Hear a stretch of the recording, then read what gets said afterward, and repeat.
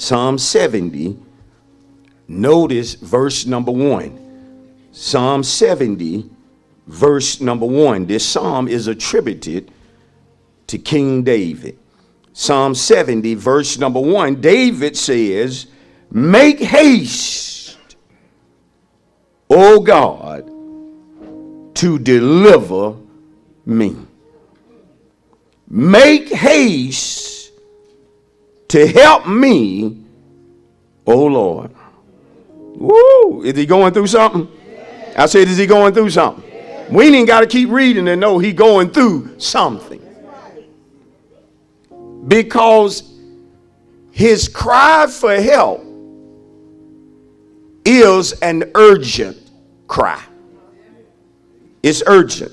Because notice he says to God that he wants God to make haste and deliver him. Lord, be quick about pulling me out. Be quick about it, Lord. Lord, come to my rescue in a hurry. I wonder if anybody ever been there. I'm wondering if anybody there this morning where you don't just need God's help, but it's an emergency. Woo! You need him, like the old folk used to say, to come see. Woo! God, y'all ain't never heard that. Lord, come see about me. It ain't that I'm selfish. I know there are others you need to take care of and help as well. But Lord, I need you to come see about me and make haste to do it, Lord. Notice what he said. Make haste, O God, to deliver me. Make haste to help me, O Lord. His soul is going through something. I said his soul is going through something. I want to minister from the subject, Lord, help me. Lord, help me. Lord, help me.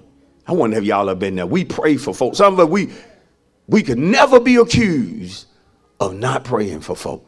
We pray for folk. We ask God to help people. Watch this. We know. And we ask God to help people we don't even know. Am I right? But there are times that we have to ask God to help me.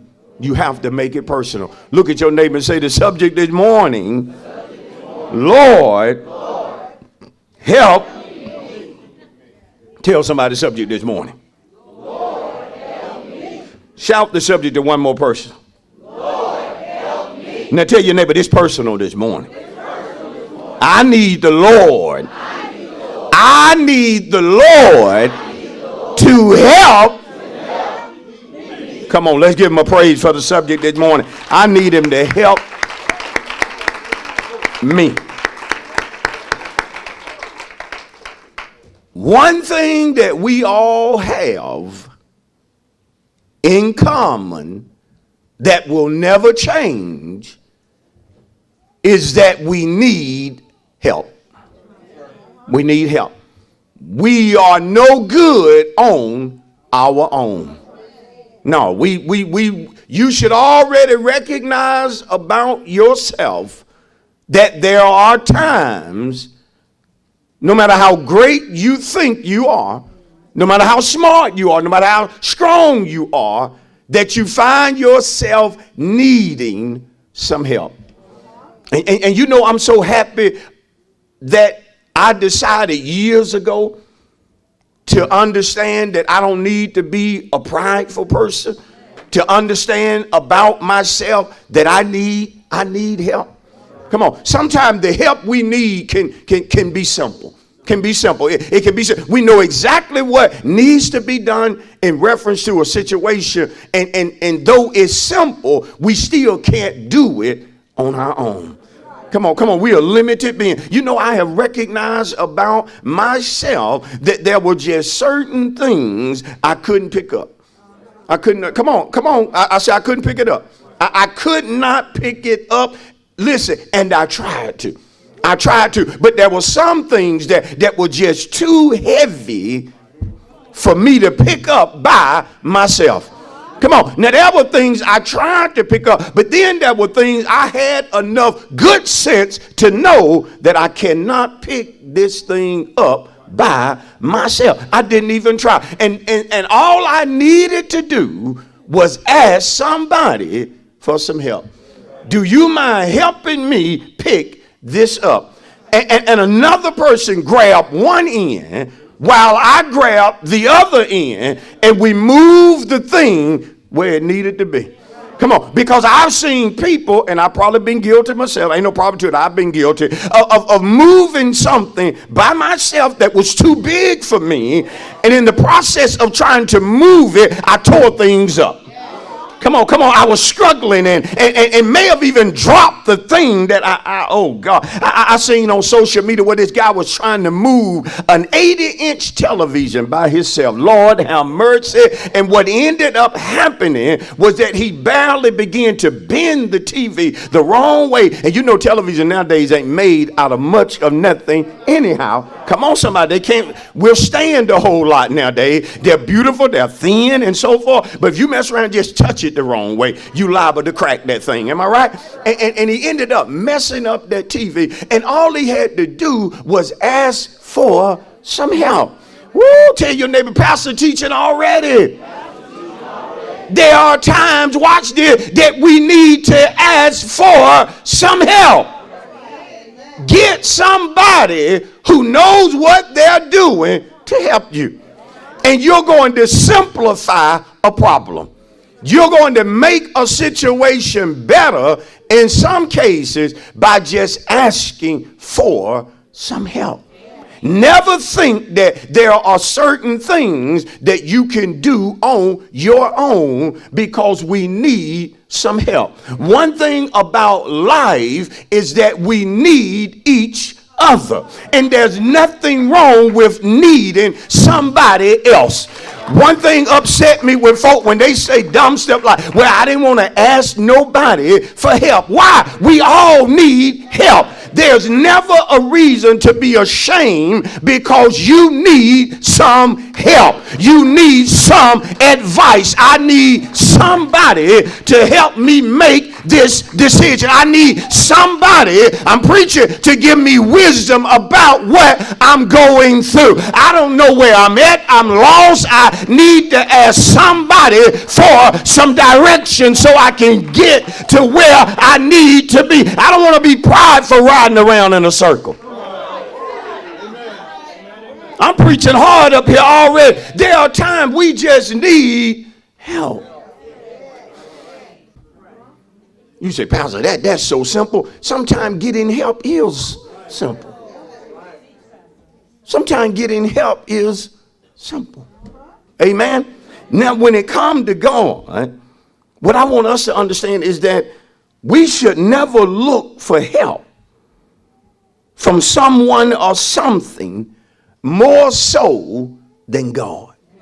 Whenever you have problems and you start looking for help in something or somebody more so than God, for a Christian, that's a problem. That's a problem.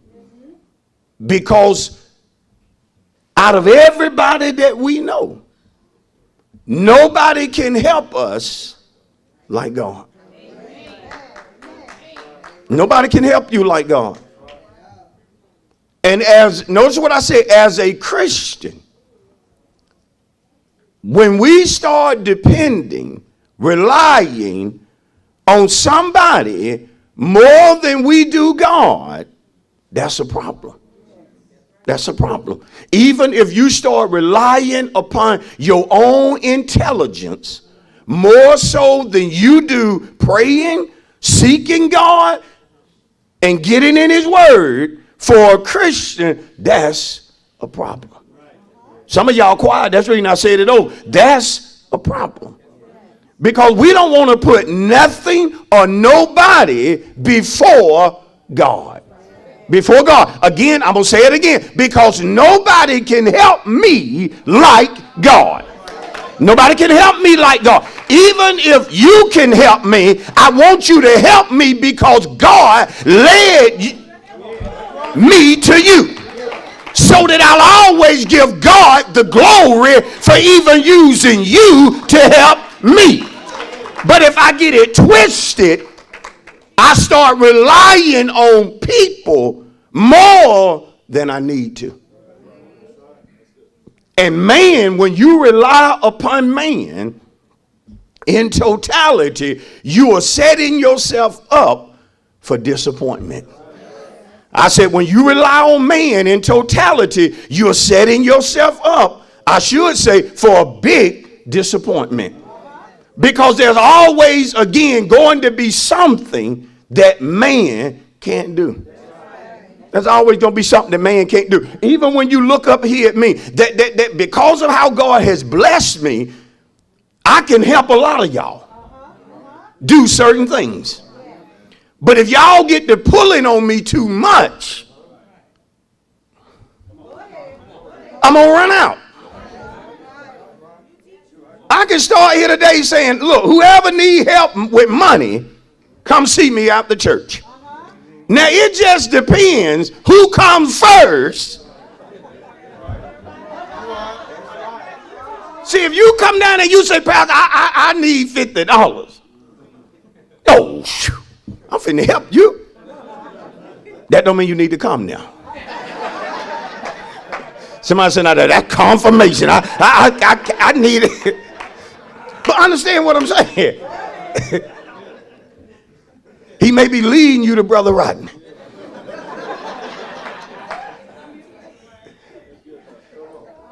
And another one come. Pastor, I need $1,000. But eventually, somebody may come that depletes me. And it could be 100 folk lined up out there. And first lady said, you know, you got 97 more people that need to see you. Well, it's too bad because that third person wiped me out. Their problem was so big that it took all, see, I'm already to you, it took all that I had. See, but with God, his resources, his ability to help us never runs dry. It never runs out. See, that's the reason I want to go to God first, because God, I don't care how big our problems are, we can't deplete God. Tell your neighbor, God can help every one of us today. It won't come close to running out. Oh, God, y'all ought to be getting happy because that's what makes him God. That's what separates him. He never runs out. What are you talking about? Money? Yes, money, but mercy. His mercy endureth forever. Man mercy will go so far with you. God's mercy is everlasting. God's ability to help. Whoa, that's when the whole church needed help. Paul told them, my God shall supply all of your needs according to his riches in what? Glory. See, never runs out. Make haste, oh God, to deliver me. Again, he's going through something. He wants God to make haste. Again, that word has to do with wanting God to act quickly. Do for me real quick, God, what needs to be done. I need you, Lord. Number two, it means that he wants God to send help. Listen to me, speedily. speedily. I need it right. And there's somebody right now, you going through something. You need help right now. Right now, Lord. Right now, Lord. But notice there are some things I want us to understand. Number one is that God will always help his children when they cry out to him. He will always help his church. Come on, I say he will always help his church. There's never a time that we're in the place we need to be. We cry to God and he don't help. There'll never be a time that God won't help his people. There'll never be a time that God will not help his children. Just like with most of us as parents, there won't be a time that we're unwilling to save our child or to rescue them when we can. Am I right about that? I'm talking especially when they're small and innocent. Even if they done got themselves into something that they can't get themselves out of, you will help that child. Come on. Because part of being a child is doing, childish things, but things that you didn't realize you shouldn't have did that. You know, a child will put their head in something that anybody over 10 know your head don't go. You can't put your head in that. Now, what parent gonna walk by and see a 2-year-old on stuck his head in something and just like, I'm gonna leave your head there? No, you gonna get down there as a parent. I'm trying to teach you something about God, because you have saints needing help, but they're wondering if God will hear them. And if you do need help and you don't cry to God, there's a reason you don't cry to him. There's a reason you don't go to him. See, that's the problem. If you say you saved and you're a child of God and you need help, but you're asking people and you hadn't asked God, something wrong with you. Something is wrong with your relationship with God. How many know I'm right about that? I'm even talking family. You shouldn't go to your family before you go to God. Boy, I'm teaching this thing right, because some of us, we love running to people and we hadn't ran to God.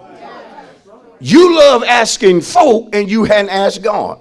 But understand again, God will always help his people when they cry out to him. This is one of the reasons God already know what his people are going through, and he told me in reference to this month that we needed to set the altars on fire with prayer.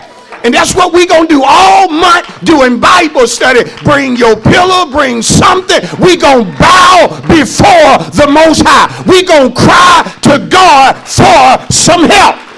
And I'm telling you, if the Lord should tarry, we come in here Wednesday, we gonna cry and ask God for some speedy help.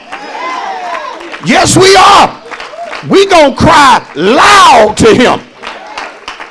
We gonna ask God to come see about us. Look on this, God. Look on what we're facing.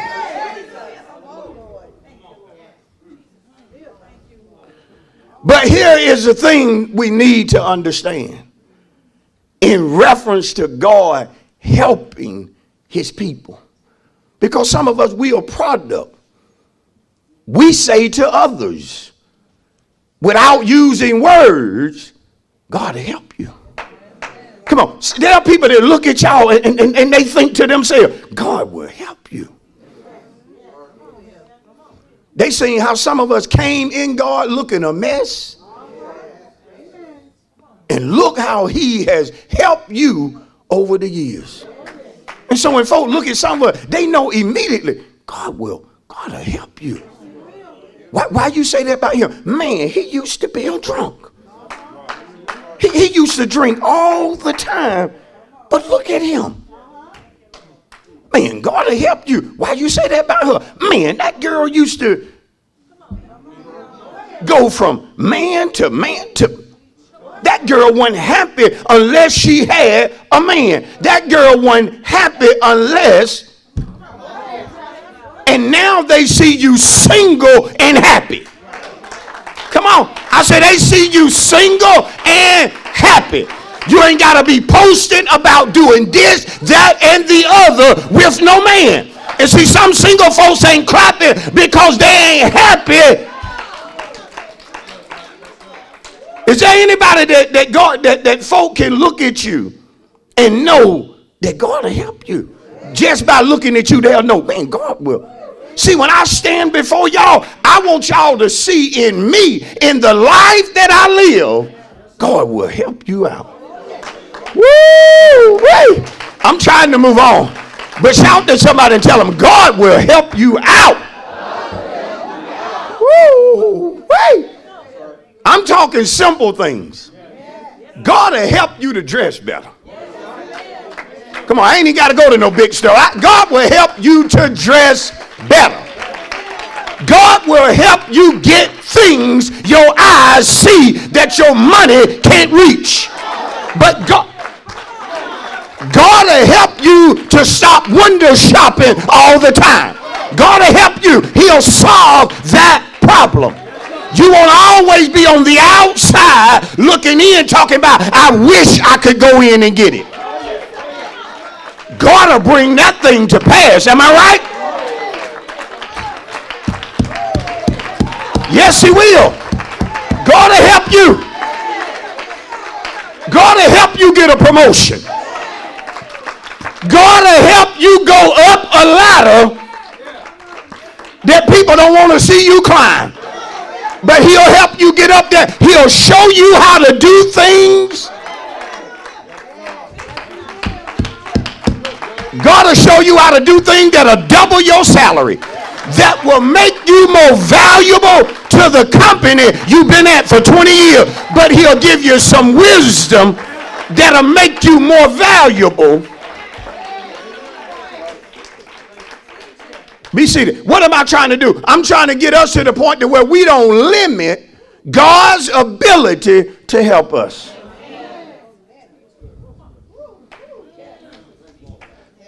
But when it comes to God helping his people, especially when we ask help of him, this is something so important that a lot of saints don't understand. God may not always help us in the way we think he should. See, whenever you going through something like what David was going through, because our need for help is so urgent, we often think we know what God needs to do. But sometimes God answers our prayers. This is something I had to learn, Sister Keisha. But he didn't always do what I asked him to do. And see, if you ain't careful, you'll look at your circumstance or what you're going through, and because God didn't do what you asked him to do, you will assume he didn't hear you. You'll assume that he ain't helping. Whoa, this is some good teaching right here. But there are times that God will help, but he will not help us on our timetable. He sends the help, but what you want to see happen may not happen by Friday. But if you really cried out, he's going to help you. Come on, he's going to help you. This is what's wrong sometimes with certain teachings that we hear in church that make folk think that we can order God around. And some of you have been that way, and that's what caused you to stop praying. Because what you asked God to do in reference to helping you, he chose not to do it that way. And so you thought to yourself that he didn't want to help you. This is some good stuff right here. But do y'all know there are times that God will be helping us, and at that moment we really, because we are not all knowing and all seeing, we can't even see what he's doing, but he's already working on the problem. Come on. That's right. When you ask God for help, you have to have an assurance not only that he hears, but he will do what needs to be done. Am I right about that? Because he always does what's best for us.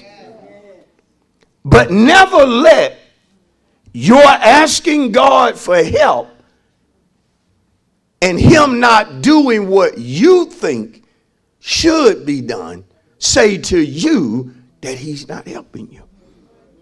Don't ever let that be the case. Because if it is, then you're going to turn to something or somebody other than God, including you.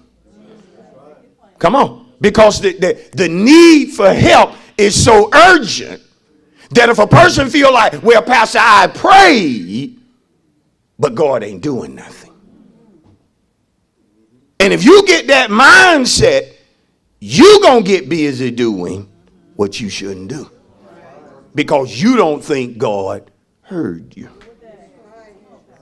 And if you're in a really bad place, you're going to feel like God doesn't want to help you. Thank you for watching the Making People Productive broadcast with Pastor Leonard D. Cochran of A Place of Refuge, Noonan. To order your copy of today's message, please call the church office at 770-252-3855 and reference the message number listed below. We want to hear from you. If you have been helped, strengthened, or encouraged by the word, let us know. Also, don't forget to connect with us on all of our major social media platforms to receive exclusive information and updates with all things Refuge Noonan. A Place of Refuge Noonan is located in the city of Noonan, Georgia. If you would like to visit us, our worship times are every Sunday at 10:15 a.m. on location and live at 10:45 a.m. We also have service every Wednesday at 7:15 p.m. via Facebook and YouTube Live.